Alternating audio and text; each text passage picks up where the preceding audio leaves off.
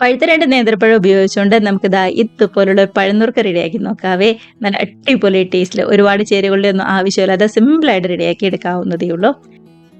Miss ചെയ്യാതെ എല്ലാവരും ദാ ഇതുപോലെ ഒന്ന് ട്രൈ ചെയ്ത് നോക്കി കമന്റ്സ് ഒക്കെ ആണെന്നുണ്ടെങ്കിലും മറക്കാതെ അറിയിക്കണേ.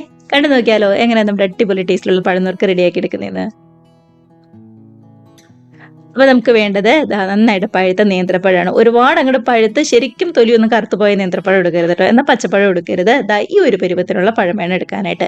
ഇതിപ്പോൾ അത്യാവശ്യം നന്നായിട്ട് പഴുത്തിട്ടുണ്ട്. എന്നാൽ ഓവറായിട്ട് അങ്ങോട്ട് പഴുത്തും പോയിട്ടില്ല. ഇതും മതി. ഈ ഒരു വലിപ്പത്തിലുള്ള 2 നേന്ത്രപ്പഴം കേട്ടോ നമ്മൾ എടുത്തിരിക്കുന്നത്.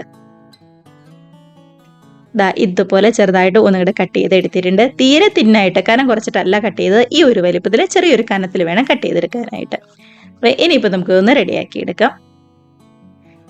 അതിനായിട്ട് വേറെ ഓയിലോ അല്ലാന്നുണ്ടെങ്കിൽ വെളിച്ചെണ്ണയോ ഒന്നും ചേർക്കരുത് കേട്ടോ. നെയ്യ് തന്നെ വേണം ചേർക്കാനായിട്ട്. ഒരു 1.5 ടേബിൾ സ്പൂൺ നെയ്യ് ഞാൻ ചേർത്തിട്ടുണ്ട്. ഇതാ ചേർത്ത് കൊടുത്ത നെയ്യൊക്കെ ആണെങ്കിലും നന്നായിട്ട് ചൂടായിട്ട് വരുമ്പോൾ കുറച്ച് കാഷ്നട്ടും അതേപോലെ തന്നെ കുറച്ച് തേങ്ങ ചെറിയതും കൂടി ചേർത്ത് നന്നായിട്ട് ഒന്നുകൂടി ചൂടാക്കി എടുക്കാം. അപ്പം ഞാനിവിടെ ഒരു 10-15 കാഷ്നട്ട് ഈ ഒരു വലിപ്പത്തിൽ ചെറുതായിട്ട് കട്ട് ചെയ്തെടുത്തിട്ടുണ്ട് കേട്ടോ. കളറൊക്കെ പതുക്കെ ഒന്നും കൂടെ മാറി വരുമ്പോൾ ഇതിലേക്ക് ഒരു 1/4 കപ്പ് തേങ്ങ ചെറിയതും കൂടി ചേർത്ത് കൊടുക്കാം.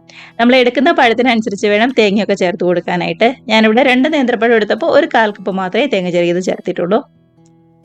കണ്ടോ, രണ്ടും നന്നായിട്ട് കളറൊക്കെ മാറി ശരിക്കും പച്ചമണമൊക്കെ ഒന്ന് മാറി വന്നിട്ടുണ്ട്. മറ്റൊരു പ്ലേറ്റിലേക്ക് മാറ്റി കൊടുക്കാം. ഇനിയിപ്പോൾ അതേ പാനിലേക്ക് തന്നെ ഇതുപോലെ 1 ടേബിൾ സ്പൂൺ നെയ്യും കൂടി ചേർത്ത് കൊടുക്കുന്നുണ്ട്. വേറെ പാനൊന്നും എടുക്കണ്ട കേട്ടോ, അതേ പാൻ തന്നെ മതി. ഇതിലേക്ക് നമ്മൾ കട്ട് ചെയ്ത് വെച്ചിരിക്കുന്ന പഴവും കൂടി ചേർത്ത് നന്നായിട്ട് ഒന്നും കൂടെ വരട്ടിയെടുക്കണം. പഴത്തിൻ്റെ ആണെന്നുണ്ടെങ്കിലും ആ ഒരു പച്ചച്ചുവയൊക്കെ ഒന്നും കൂടെ മാറിയിട്ട് നെയ്യിൽ കിടന്നുകൊണ്ട് നന്നായിട്ട് തന്നെ ഒന്നും കൂടെ വഴന്ന് വരണം. ഒരു വശമൊക്കെ പതുക്കെ ഒന്നുകൂടെ കളർ മാറി വരുമ്പോൾ മറിച്ചിട്ട് കൊടുത്ത് ഇതുപോലെ 2 വശം ഒന്ന് പതുക്കെ മുരിയിച്ചെടുത്താൽ മാത്രം മതി. പഴുത്ത പഴമായതുകൊണ്ട് ഒരുപാട് നേരം ഒന്നും വേണ്ടി വരില്ല, പെട്ടെന്ന് ഇങ്ങോട്ട് ആയിട്ട് വന്നോളൂ. കണ്ടതാ 2 വശമൊക്കെ പതുക്കെ ഒന്നുകൂടെ കളർ മാറി വന്നിട്ടുണ്ട്. ഗ്യാസിന്റെ ഫ്ലെയിം ഒരു മീഡിയം അല്ലാന്നുണ്ടെങ്കിൽ ലോ ഫ്ലെയിമിൽ വെച്ചാൽ മതി കേട്ടോ, ഫുൾ ഫ്ലെയിമിൽ വെക്കണ്ട. ഇതിലേക്ക് നമ്മൾ ഉരുക്കി വെച്ചിരിക്കുന്ന ശർക്കര പാനിയും കൂടി ചേർത്ത് കൊടുക്കാം. 1 കപ്പ് ശർക്കര പാനി ഞാൻ എടുത്തിട്ടുണ്ട്.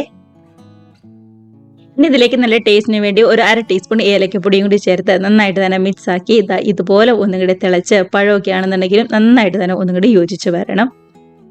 അപ്പോൾ പഴത്തിലേക്ക് ആ ശർക്കരപ്പാനിയുടെ ആണെന്നുണ്ടെങ്കിലും മധുരമൊക്കെ നന്നായിട്ട് ഇറങ്ങി ഇതുപോലെ ഒന്നും കൂടി കുറുകി വറ്റി വന്ന് തുടങ്ങിയിട്ടുണ്ട്. അപ്പോൾ ഈ സമയത്താണ് നമ്മൾ നേരത്തെ റെഡിയാക്കി വെച്ചിരുന്ന കാഷ്നട്ടും അതേപോലെ തന്നെ തേങ്ങയുടെ മിക്സ് ഉണ്ടല്ലോ അതങ്ങോട്ട് ചേർത്ത് കൊടുക്കുന്നത്. ഗ്യാസിൻ്റെ ഫ്ലെയിം ഈ സമയത്തൊക്കെയും ഒരു മീഡിയം ഫ്ലെയിമിലാട്ടോ വെച്ചിരിക്കുന്നത്. തുറന്ന് വെച്ച് തന്നെ വേവിക്കാം, അടച്ചൊന്നും വെക്കേണ്ട. കണ്ടത് നന്നായിട്ട് തന്നെ ഒന്നുകൂടി യോജിച്ച് വന്ന് തുടങ്ങിയിട്ടുണ്ട്. ഇതിലേക്ക് ഏറ്റവും ലാസ്റ്റായിട്ട് ഒരു 3-4 ടേബിൾ സ്പൂൺ തേങ്ങാപ്പാലും കൂടി നമ്മൾ ചേർത്ത് കൊടുക്കുന്നുണ്ട്. ഈ തേങ്ങാപ്പാൽ ഓപ്ഷണലാണ്, വേണമെന്നുണ്ടെങ്കിൽ മാത്രം ചേർത്ത് കൊടുത്താൽ മതി. ചേർത്തില്ല എന്ന് കരുതിയും ഒരു കുഴപ്പമില്ല. തേങ്ങാപ്പാലും കൂടി ചേർത്ത് കഴിയുമ്പോൾ ഒന്നും കൂടി ഒന്ന് സ്വീറ്റായിട്ട് കിട്ടും, അത്രയേ ഉള്ളൂ.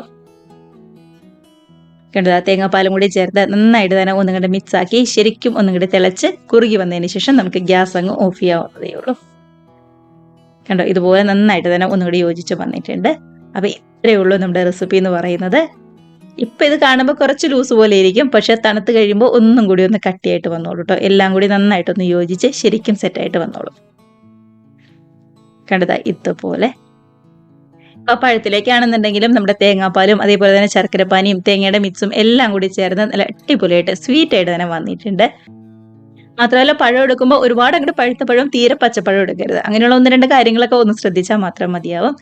എല്ലാവരും ട്രൈ ചെയ്ത് നോക്കാം. നമുക്കപ്പോൾ ഇതേപോലുള്ള പുതിയ അടിപൊളി വീഡിയോസ് റെസിപ്പീസൊക്കെ ആയിട്ട് വീണ്ടും കാണാം. അതുവരെ എല്ലാവർക്കും ബൈ.